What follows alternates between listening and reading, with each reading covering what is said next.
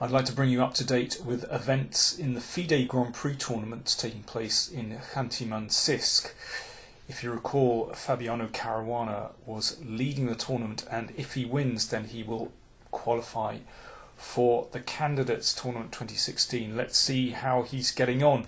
In round 6 he faced Alexander Grischuk, and after 41 moves they'd reached the time control.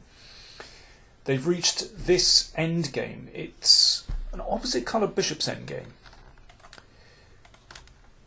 which traditionally often means that the position has drawish tendencies. However, when there are rooks on the board,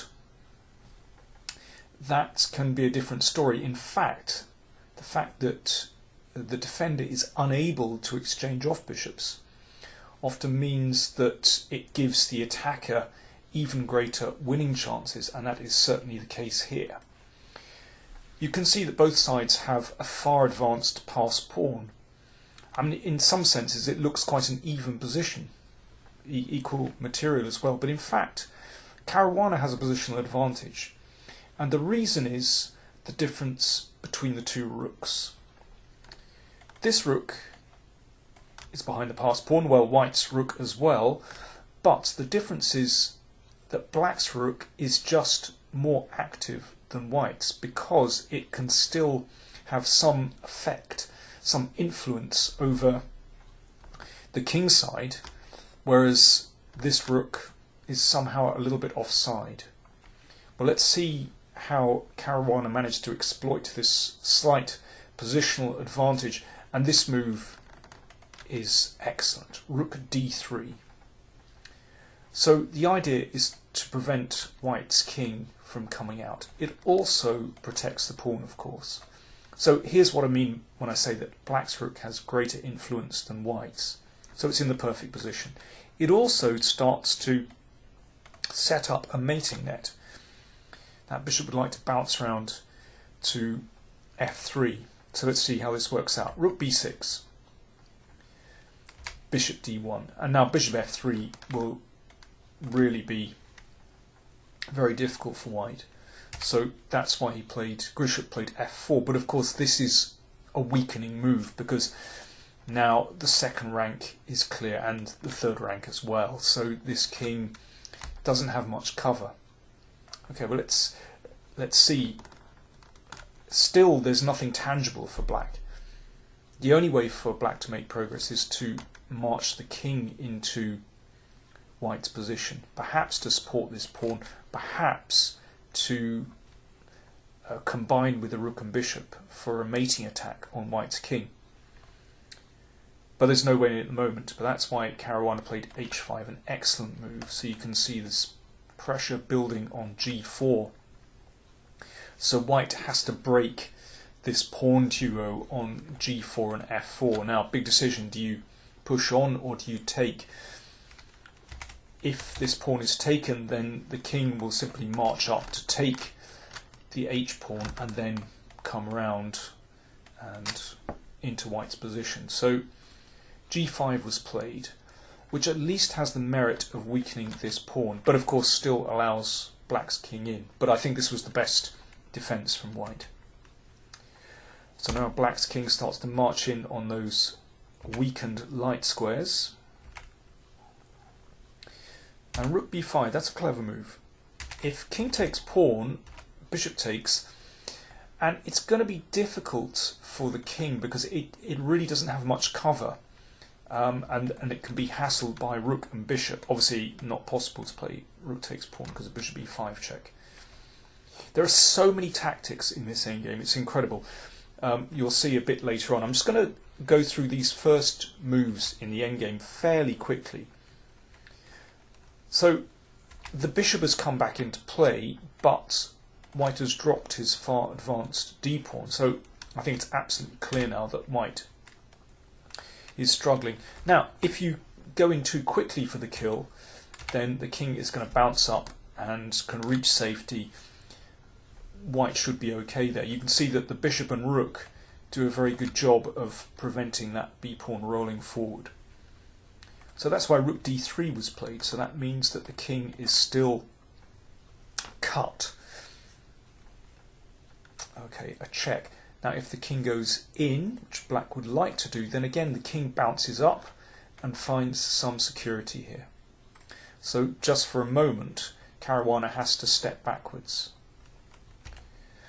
And now he plays h4, which means that the king is going to be locked in. And also, well, you'll see this pawn as a target.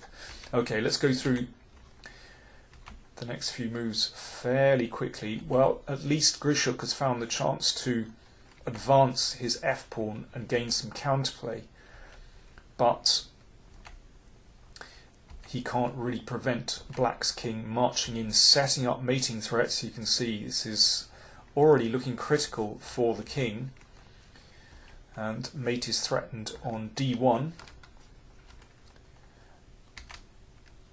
So white avoids that. So with this check he's managed to give his king an escape square there, and of course he can advance his pawn. So white is finding counterplay. So black, well, in fact, Caruana missed a big chance here. He was short of time, and he could have killed the game straight away with bishop d3 check. And when the king steps to the side, then rook e2, and you take on e5, and that should be the end. So white can still win this bishop, but this h-pawn is too strong. And the black rook can take care of the pawn, and this is going to be winning. So that was a bad mistake on the last move of the time control. I mean, I have to say, you know, this endgame is so difficult. You know, they've been playing for hours here.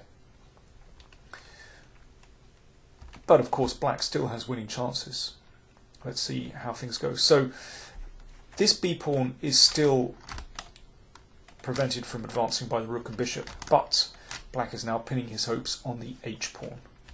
So the king shuffles down the board with the pawn, but it's not going to be easy because this king is kind of locked in the corner. So here's the next step. Oh, yeah, sorry, here's the next step, that somehow we have to force white's king away, and only then it'll be possible to advance the pawn. But here, with the bishop and rook have gone away from the pawn, then the b-pawn now advances. If rook takes pawn, king g1, and there's nothing to stop this one going through. Here's where it starts to get incredibly tactical. So rook b4. If black promotes, then it's not possible to prevent the f-pawn from queening. I'm afraid the rook is in poor position. So bishop g6 was necessary to prevent the pawn from advancing. White's bishop comes back to scoop up the pawn on b2, and now h2. This is like Space Invaders. I don't know if any of you recall a very primitive computer game from the, I don't know, late 70s probably, where you had these kind of bugs crawling down the board. But this is Space Invaders. One of these has got to land, and if it does, then white will blow up. Here's another very tactical moment in the game. If bishop takes pawn, then the king steps aside and can't prevent this one going through, because in this position after h1 you can see the bishop controls the b1 square, so it's not possible to play rook b1 check. And that's why in this position Grischuk played f7. Of course this pawn has to be taken, but now there's a difference. If the king goes to g1 now, bishop comes away, rook b1 mate is threatened, and if bishop here to stop it, then, well, at the very least you can play bishop takes pawn, and that's just a draw. So rook g5. So far so good for Grischuk, and his king comes back to keep the black king bottled in. And now Grischuk missed a clear draw. Bishop e5 is a clear draw. It looks bizarre. Again, very tactical. If rook takes bishop, rook b1 is going to be mate. And, well, let's see, if rook g2 forcing the king away, so giving an escape square, then bishop takes pawn, and, well, rook and bishop against rook is a draw. So bishop e5 was a clear draw. Bishop d4 was played. This is still a draw, but I repeat, this was at the end of a very long session, and players were very tired, and it's easy to miss tactics. And here there's a beautiful way to draw. So black's idea is still to check the king away, and that enables him to bring the king out from in front of the pawn. But white can wait here. Let's say bishop a7. And if check to force the king away, then white takes this and brings the king back. Very important, doesn't get trapped on the back rank by rook c2. And this is a draw. This was pointed out by Pentala Hari Krishna, Indian Grandmaster, who tweeted this yesterday. Well spotted, Hari. It's a beautiful draw. Basically, the king is never going to come out. If rook c2 check, then king g3, and you can see that bishop controls the square here, and it's just a draw. Just a draw. You can wait with the king, you can wait with the bishop in this position. I mean, there's absolutely nothing to do. Very nice draw. But instead of bishop a7, rook b6 was played, and now it's winning. This was the final move of the game, rook g2. And, well, I think Grischuk resigned. I don't think he lost on time. I think he resigned. It is completely lost now. For example, random move, rook b4. Then rook e2 check. And this one is different, actually. You can give up the rook here, but there's a difference. Because in this case, you can check the king away. Obviously, king moves, then king g2, and if bishop f2, well, you just wait. And the king's got to move, and that's different. What else have we got?